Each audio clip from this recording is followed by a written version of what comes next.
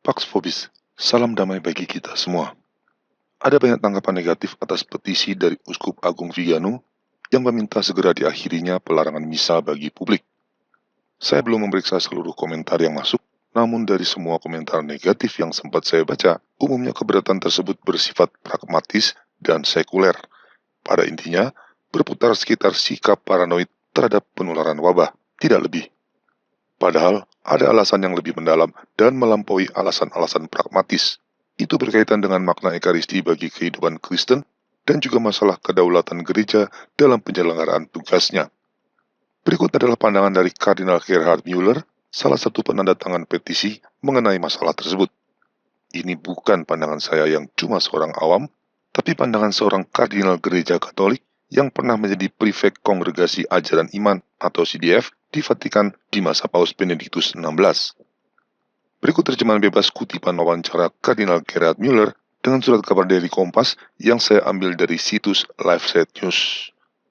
Kardinal Gerhard Müller memulai wawancaranya dengan mengatakan ini, virus ini merupakan tragedi bagi banyak orang. Tapi inilah alasan tepat gereja memiliki tugas untuk menawarkan visi penderitaan dan keberadaan manusia dalam perspektif kehidupan kekal dalam terang iman. Penangguhan misa publik adalah bentuk pengunduran diri dari tugas tersebut. Itu akan mereduksi gereja dan membuatnya bergantung pada negara. Hal ini tidak bisa diterima. Demikian menurut Kardinal Gerhard Müller dalam penilaiannya yang tegas tentang apa yang terjadi di Italia dan di banyak negara lain. Selanjutnya wartawan bertanya pada kardinal, "Yang mulia, bagi banyak orang beriman penderitaan akibat wabah ini semakin bertambah dengan adanya larangan menghadiri misa dan pencegahan untuk mengadakan pemakaman, dan yang lebih parah lagi, pelarangan ini dibenarkan oleh hierarki gerejawi. Ini sangat serius. Ini adalah pemikiran sekuler yang telah masuk ke gereja. Adalah satu hal untuk mengambil tindakan pencegahan yang perlu untuk meminimalkan risiko penularan, dan hal yang lain untuk melarang liturgi. Gereja bukan lembaga yang tunduk pada negara, dan tidak ada uskup yang memiliki hak untuk melarang Ekaristi karena masalah ini. Selain itu, kami telah mendengar para imam dihukum oleh uskup-uskup mereka karena merayakan misa hanya untuk beberapa orang. Ini berarti mereka telah menganggap diri mereka sebagai pejabat negara. Padahal pemimpin tertinggi kita adalah Yesus Kristus, bukan Giuseppe Conte atau kepala negara lainnya. Negara memang memiliki tugasnya, tetapi gereja juga memiliki tugas sendiri." Pertanyaan berikutnya, tampaknya banyak yang merasa sulit untuk mendamaikan kewajiban mereka pada negara dengan kebutuhan untuk menyelenggarakan ibadah publik kepada Tuhan. Kita juga perlu beribadah secara publik karena kita tahu bahwa semuanya bergantung pada Tuhan. Tuhan adalah penyebab universal, dan ada penyebab sekunder yang melalui kebebasan kita. Kita makhluk yang terbatas, tidak tahu berapa banyak dari apa yang terjadi bergantung pada kausalitas Tuhan dan seberapa banyak yang bergantung pada upaya kita sendiri. Inilah mengapa kita perlu berdoa. Kita harus berdoa kepada Tuhan untuk mengatasi tantangan kehidupan pribadi dan sosial kita, tetapi tanpa melupakan juga dimensi transendental, yaitu visi kehidupan kekal dan persatuan yang intim dengan Allah Bapa dan dengan Yesus Kristus, bahkan dalam penderitaan kita. Kita dipanggil untuk memikul salib kita setiap hari, tetapi kita juga harus menjelaskan penderitaan mereka kepada umat beriman sesuai dengan petunjuk Injil. Larangan partisipasi dalam liturgi berlawanan arah dengan itu.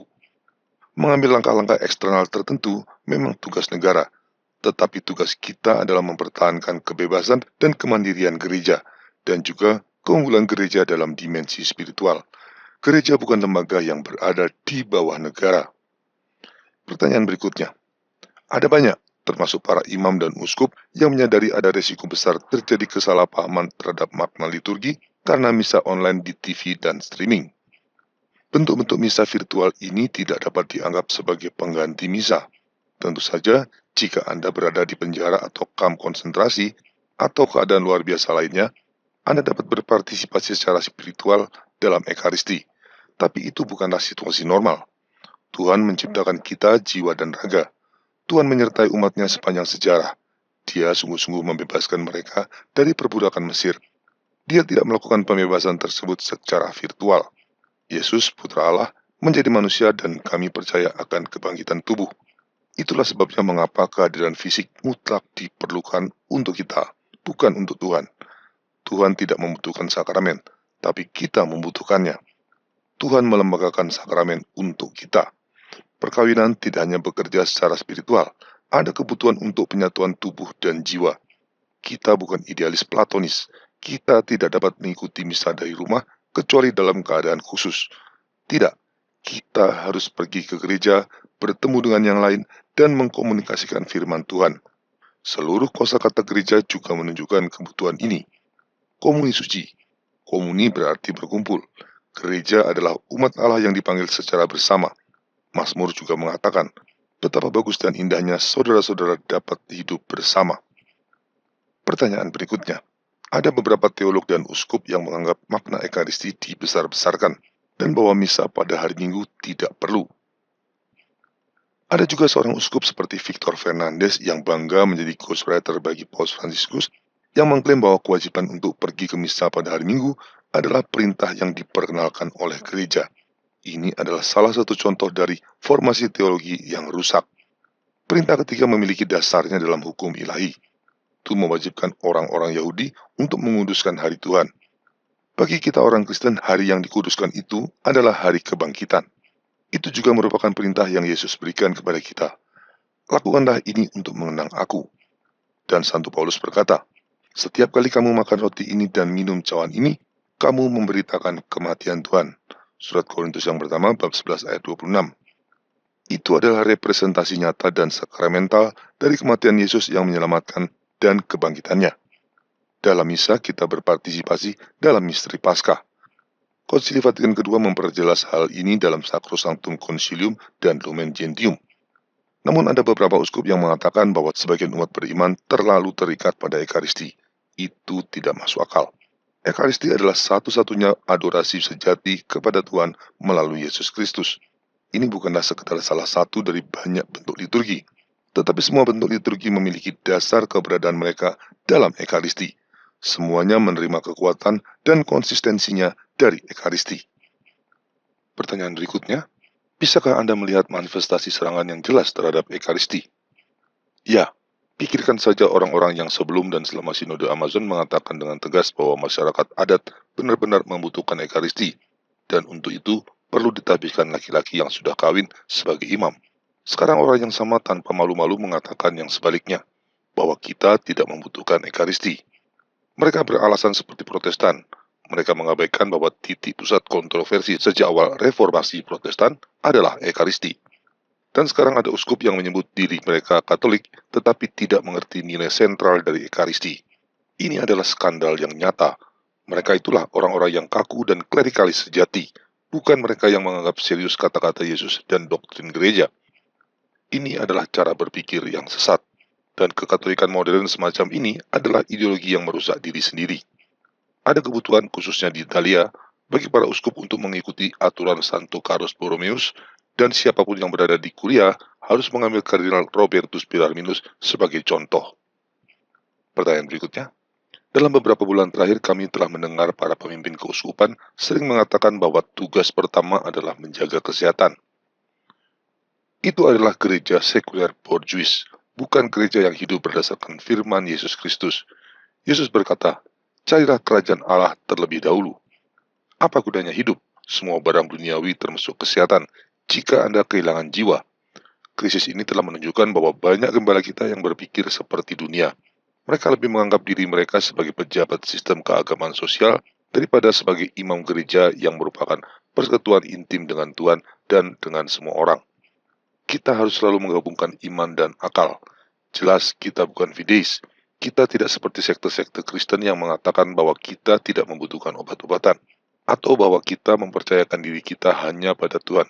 Sebaliknya, mempercayakan diri kepada Tuhan tidak bertentangan dengan penghargaan terhadap semua yang ditawarkan pengobatan modern. Tetapi pengobatan modern tidak menggantikan doa. Keduanya adalah dua dimensi yang tidak boleh dipisahkan, tetapi juga tidak tumpang tindih. Pertanyaan berikutnya, dikatakan oleh beberapa orang sebagai pembenaran penangguhan misa publik bahwa jika kita menginfeksi orang lain, maka kita bertanggung jawab atas kematian mereka. Dokter juga menjalankan resiko itu. Selalu ada resiko dalam setiap aktivitas manusia. sudah pasti bahwa kita harus berhati-hati untuk tidak membahayakan kehidupan dan kesehatan orang lain, tetapi itu bukan nilai yang tertinggi. Sayangnya, situasi ini telah menunjukkan kepada kita bahwa banyak imam dan uskup yang berkualitas baik tidak memiliki dasar teologis untuk merenungkan situasi ini dan menawarkan penilaian yang sejalan dengan Injil dan doktrin gereja. Pertanyaan selanjutnya, mungkin juga karena alasan inilah banyak uskup melecehkan permintaan umat beriman Italia untuk mengkonsentrasikan Italia kepada hati Maria yang tak bernoda. Ada yang meremehkan aspek supranatural. Kita tenggelam dalam konsepsi naturalis yang berasal dari abad pencerahan. Gereja, rahmat, dan sakramen tidak dapat dijelaskan menurut dimensi natural. Jantung agama Kristen kita adalah Allah transenden yang menjadi imanen dalam hidup kita. Dia adalah Yesus Kristus, manusia sejati dan Allah yang sejati melalui inkarnasi. Pertanyaan berikutnya, hampir seolah-olah kita pasrah mengejar dunia yang hanya masuk akal secara natural, dan kita menyebutnya realisme. Ini adalah ideologi pragmatisme. Hari ini misalnya, muncul gagasan di gereja bahwa ada kebutuhan akan uskup yang hanya imam saja. Ini pragmatis. Sebaliknya uskup adalah pembawa firman. Ia harus mampu merefleksikan firman. Santo Paulus dan Santo Petrus tidak bodoh. Para bapak gereja tidak pragmatis. Mereka merefleksikan iman Kristen dan seluruh implikasinya. Pengajar iman yang baik harus mampu menjelaskan situasi seperti sekarang berangkat dari iman dalam pengertian supranatural, bukan dengan naturalisme. Sekali lagi, kedua dimensi itu harus disatukan. Kita tidak dapat mereduksi keberadaan manusia menjadi sekedar alam dan pada saat yang sama juga tidak berpikir seperti yang dikatakan oleh kaum Marxis bahwa agama Kristen hanya peduli pada kehidupan setelah kematian. Di dalam Yesus Kristus kita memiliki kesatuan antara kehidupan setelah mati dan kehidupan duniawi. Seorang Kristen yang baik harus tahu bagaimana menjadi seorang dokter dan ilmuwan yang hebat, tetapi sekaligus juga tidak bertentangan dengan iman pada Tuhan. Ada integrasi antara iman dan akal, antara kepercayaan pada Tuhan dan kompetensi dalam ilmu-ilmu alam. Demikian tadi kutipan dari wawancara Kardinal Gerhard Müller dengan surat kabar Daily Kompas. Semoga bermanfaat bagi kita semua. Viva Christore!